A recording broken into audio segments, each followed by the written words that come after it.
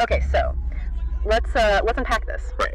Normally, when we sit down for a deep dive, we're dealing with, academic papers, intel reports, maybe some old historical documents. Things that are static. Yeah. Things that are in the past. Exactly.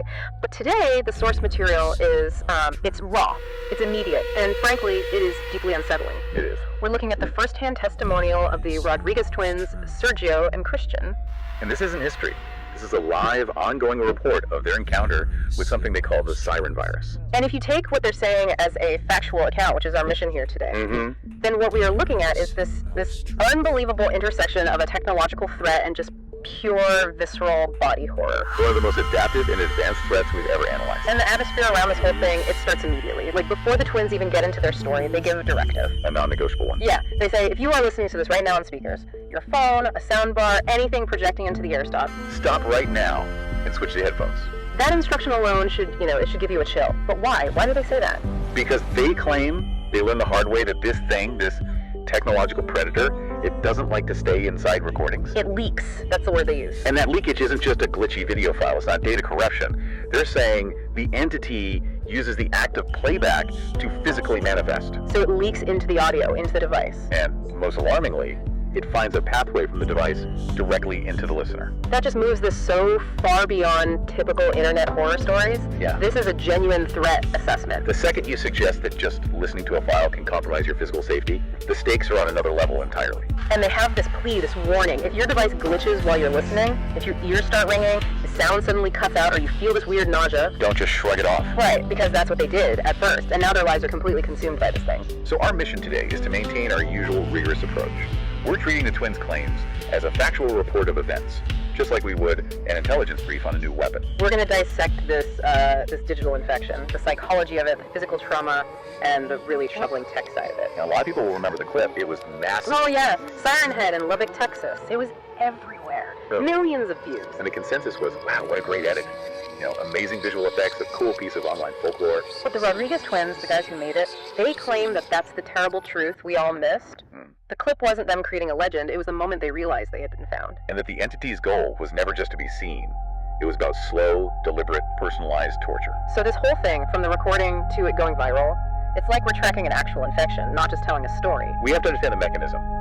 How does a creature in a field use viral media as a customized weapon? And to do that, we have to go right back to the beginning, to that empty road on a quiet night in Lubbock, Texas. Absolutely, the foundational event. That's where it all starts. So the environment they describe is key. It really sets up how unnatural the whole thing was. Yeah. They weren't out there looking for Siren Head. They were just gathering some moody B-roll. Right, generic stuff. Empty roads, telephone poles, that kind of thing. The classic Texas landscape at night. But the second they get there, they said the environment was just wrong, anomalous. The air felt heavy. But physical pressure. That's strange in an open space. And the silence. It wasn't normal quiet, where you can still hear a distant highway or a plane. It was a total absence of sound. No insects, no dogs, no air traffic. A complete acoustic vacuum. That kind of silence, it makes you feel uneasy immediately. You start hearing your own heartbeat, your own breathing. It creates this dread before anything has even happened. Your senses are telling you something is fundamentally wrong with the world around you. And then, into that silence, a sound appears. A distant siren. But right away, it's not behaving like a normal siren. A siren moves, right? It gets louder as it comes towards you, quieter as it goes away. The Doppler effect. Exactly. Yeah. But this one, they said it was just hanging there. It was stuck at one distance. Acoustically, it was completely inert. So that lack of a Doppler effect, that's critical. It tells you instantly that whatever's making that noise isn't a moving object like an ambulance or a police car. So either it's coming from some impossibly fixed point miles away, or, and this is much more disturbing, the sound is being projected into the environment without following the normal laws of physics. They get out of the car, they look down the road, shine their lights. Nothing. Visually, the world is normal. But their ears were, quote, going crazy. The sound wasn't just loud, they said it was too thick. A physical wall of sound, pressing on their skulls. And that establishes the fundamental conflict right there. A sensory split. What they're seeing and what they're hearing are two completely different realities. They see an empty street, they hear something so intense it's physically painful. And this is where it happens. This is the moment that defines this entire threat. Christian lifts his phone. He just opens the camera app, points it down the road. And suddenly, the world on his screen is different from the world he's seeing with his own eyes. The phone can perceive something that the human eye cannot. And the details they give about what the phone saw, they're so important for understanding what this thing is. To their naked eyes, it's just dark. But on the screen, the shadows were heavier in one specific spot. Like something huge was blocking out the starlight. But the structure of it was all wrong. Completely wrong. The proportions were off. It was taller than the trees, taller than the telephone poles. They guessed, what, 20, maybe 40 feet tall? And then possibly fit in like a pole itself with this big, bulky head area. But here's the most disturbing part of their description. Looking at it through the screen, it didn't look like a physical object standing in the world. No. They said it looked stitched into the image. Stitched into the image? What does that even mean? It's like it was part of the digital file itself, a corruption that only the sensor could pick up and render. Exactly. It suggests its very existence might be in a frequency outside the visible light spectrum, and it needs that analog to digital conversion of the camera to even become perceivable. So the entity is manipulating the digital framework of reality. And they test it. This is the confirmation. Christian lowers the phone. And it's gone. Instantly. The figure vanishes. Lifts the phone back up. And there it is again, woven into the image. It only exists inside the digital frame. This reliance on digital perception is profoundly unsettling. This isn't a threat you can guard against with a locked door. It's a modern threat.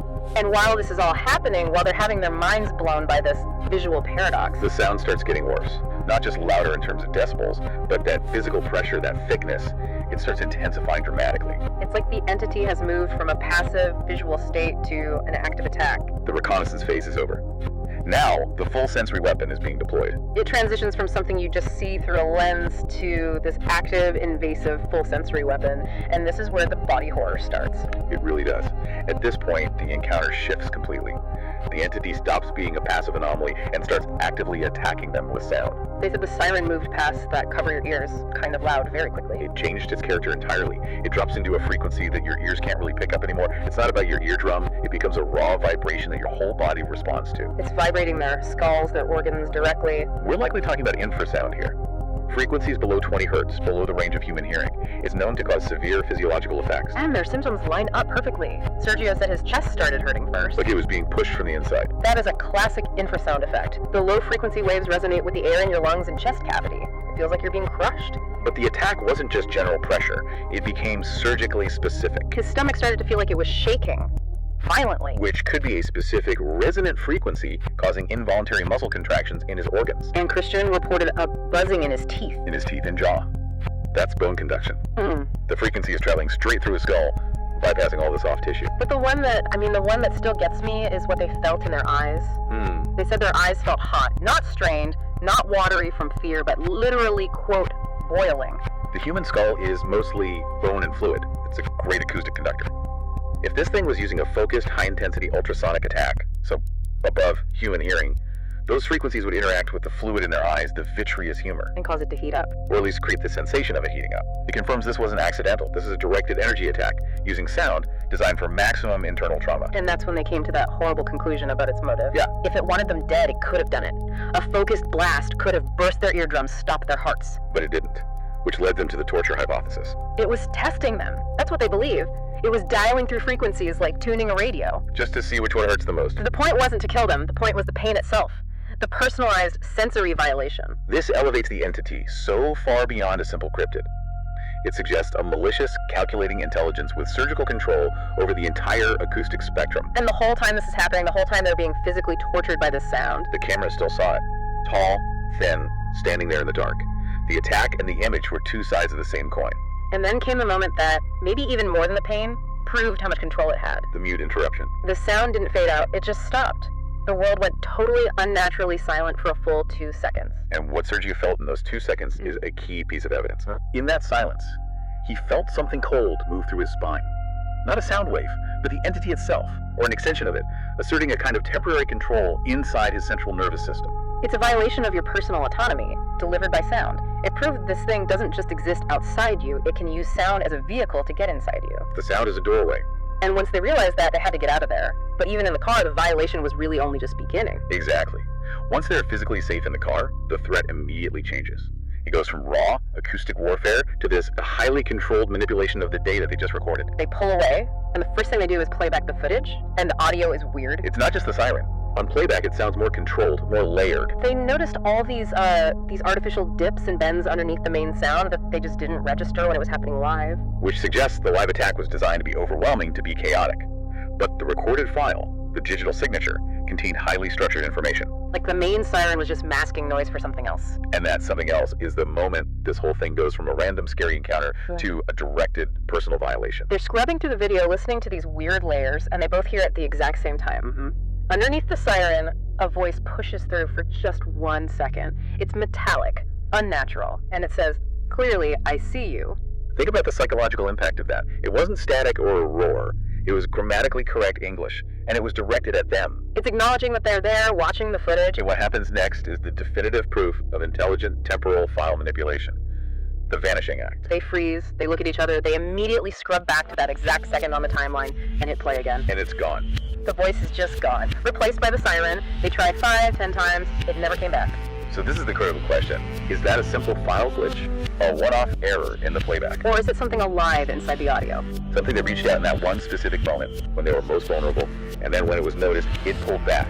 It erased itself from the file. I mean, a normal file corruption would repeat, right? You'd hear it every time. The fact that it was there once and then actively removed itself, that feels intentional. It has to be intentionality, which means the entity wasn't speaking to the millions of people who would eventually see the video. No, it was speaking to them, in that car, at that moment. A targeted, personalized message. And it sent it only once, ensuring it couldn't be archived or analyzed or proven. It knew they were watching. It knows how to hide inside digital files. It used their moment of peak focus to deliver a maximal psychological blow, and then immediately covered its tracks. It demonstrated absolute control over the data itself. So eventually the twins post the safe version of the clip. You know, they edit it down, probably take out the worst parts, and it just explodes. It goes viral. Tens of millions of views. But the DMs they start getting aren't what you'd expect. No, it's not fan mail. They're getting messages from people all over the world reporting physical symptoms that exactly mirror their own experience in Lubbock. And the consistency of these reports is what's so compelling. This isn't mass hysteria. The details are too specific. People reporting chest tightness, feeling sick right at the halfway point of the video. Which is the exact point where the entity focused its frequency attack in the original recording. They're reporting headaches where the sound went behind my ears. That bone conduction effect is being replicated globally through millions of different devices. And people experiencing this intense tinnitus, they'd go to a doctor, right? And the doctor would say, "You're fine, your eardrums are perfect." But the phantom siren was still playing in their head, which confirms the theory. The attack bypasses the ear, it targets the nervous system directly. The viral clip became a global broadcast for a sonic weapon. But it didn't just stay as a simple broadcast, it escalated. The attack started adapting. This is where the virus hypothesis really takes hold. It started demonstrating adaptive localization. The DM started getting even stranger. People would write in and say, "The siren suddenly said my city's name." Or, "It wasn't English, it spoke to me in my NATO language just for a second." I mean, that's impossible. For a static video file to swap out audio, synthesize a voice in a specific language, and identify the user's location, that implies real-time data harvesting on an unbelievable scale. And that's when Sergio had his realization. He understood this isn't a regional monster. No. The entity is using their social media channels, TikTok, YouTube Shorts, Reels, as a distribution network. It's a virus. Every single play, every share is a chance for it to crawl out through a speaker somewhere else in the world. It weaponized virality itself. Which leads us to the terrifying technological adaptation. Think about all the different devices out there. High-end headphones, cheap phone speakers, car stereos. The effect of a single sound file should vary wildly. But it doesn't. And that suggests the efficiency is frighteningly precise. We have to assume Siren Head is adapting to the specific hardware it's being played on. It's analyzing the speakers, the sound chip, maybe even the acoustics of the room you're in through your phone's microphone. It's performing a real-time acoustic calibration. A calibration for torture. Precisely. It bends and shapes the sound waves on the fly to find the exact resonant frequency that will cause the most harm to you on your specific device. So a cheap phone in one country gets a totally different sonic attack profile than a pair of noise-canceling headphones in another. It optimizes the trauma, the distribution is viral media, but the infection vector is physical frequency manipulation. And that terrifying idea brings us to what is maybe the most extreme claim they have. The story that proves this thing's hacking ability. The airplane story. Yes. This anecdote is so important because it's designed to rule out every single conventional defense we have against a digital attack. Okay, so let's set the scene. You've got the most restricted digital environment you can imagine. A listener is mid-flight. They're watching the clip on their phone with good headphones in. Yeah. And the phone is on airplane mode. Completely locked down. No Wi-Fi, no cell, no Bluetooth. They're in a digital bubble. And yet, when the audio in the clip hits that weird bend, that now familiar shift into the frequency attack, the listener feels it, that intense pressure inside their head. The physical violation is happening even in this isolated environment. But the attack doesn't stay confined to them. This is where the cross-contamination happens. Their neighbor in the next seat over, their phone is separate, locked, dark on the tray table, also on airplane mode. And while the clip is playing in the first person's headphones, the neighbor's phone suddenly turns on. By itself, nobody touched it. How does the entity get from the sound wave in the viewer's headphones to forcibly activating a completely separate lockdown device? The sound must be doing something more than just vibrating air. It has to be physically interacting with the components inside the other phone. And it gets worse. It bypassed the biometrics. The neighbor's phone unlocked itself via Face ID. The implication being, as the twins put it, it unlocked like it saw a face that wasn't there. I mean, that's technically staggering.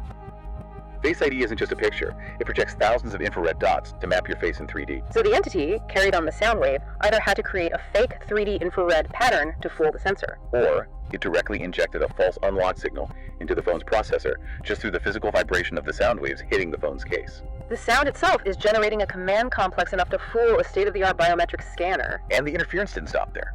Once it was unlocked, the phone didn't just go to the home screen, it automatically opened TikTok to a random, glitched-out video. Which proves the frequency attack can force specific software to run, all without any network connection. This wasn't a network hack, it was a physical compulsion of the hardware. And then the final moment, the triangulation of fear. For just 1 second, both phones, the viewers and the neighbors, simultaneously emit the exact same third sound. A high metallic scream. A sound that wasn't in the original Siren Head clip, and it wasn't in the glitched TikTok video. It was a new, synchronized sound. And that's the proof. 2 isolated devices emitting the same sound at the same time. Normal technology can't do that. The entity didn't hack the internet. It bypassed the digital layer entirely. It doesn't hack the network. It hacks the physical components. That's the terrifying takeaway. Yeah. It is pure acoustic warfare. It rides on the physical vibrations that all speakers and microphones and processors understand. The sound itself is the exploit. The air is the network. So if the airplane story shows the technological reach, the individual accounts, the DMs, they show the psychological malice of this thing. It's not just spreading. It's customizing the fear for maximum impact. Sergio's solo experience is the perfect example. He's alone, he's just scrolling through his own channel, and he replays one of his own clips. And the audio bends. It manipulates for his ears specifically, and that metallic whisper comes back. But this time the message is different. It says, I see you, singular, not you guys. It's addressing him alone. He said it felt like the video itself noticed him watching it. And then, just like before, he replays it and a voice is gone. The vanishing act again. It just reinforces this deeply unsettling pattern. The entity can rapidly data mine the user to tailor the attack. And it's backed up by all those DMs, you know, it said my name. It called me in my grandmother's voice. I heard it in my native language, just one time. So how does it do that? How does it get that data so fast? It must be an instantaneous silent scan. The conclusion the twins draw is chilling. It crawls out through the speaker, takes a fraction of a second to look at your device's data, your language settings, your contacts, your fears. Then it sends one single, devastatingly customized message to shatter your sense of reality. And then it wipes its own footprints from the file so you can't analyze it. It's a perfect mechanism of psychological attack. It elevates this from a cryptid story to the analysis of a true digital predator. Yeah. Ghosts haunt a house. This thing haunts the digital infrastructure. And the motivation here, it's not communication, it's not trying to talk to us. Yeah. It's running experiments. It's a form of psychological warfare using sound to find out exactly where the human mind breaks before the body does. So its ultimate goal, according to the twins, isn't power over one small piece of land. It's reach and distribution. Exactly. Why be a physical creature in one field in Texas when you can exist everywhere, on every screen, all at once? The viral video isn't just a record of the creature, it's the vehicle for its global infection. So we've laid out the mechanics of this. The entity uses the very infrastructure of danger sirens, alarms, as its natural habitat. That's the core of the twins theory. It's not a creature of the forest. It's a predator that evolved to live inside our warning systems. That's a terrifying thought. It's hiding in plain sight in the sounds we're conditioned to pay attention to. Humans have spent centuries developing specific sounds that trigger an immediate fear or alert response. Air raid sirens, fire alarms. Siren Head recognized that we are hardwired to react to those frequencies, and it decided to live there. It's not trying to talk to us or build a relationship. It's just running relentless, calculated experiments. Frequency by frequency, device by device, human by human. It's mapping the acoustic weaknesses of human biology.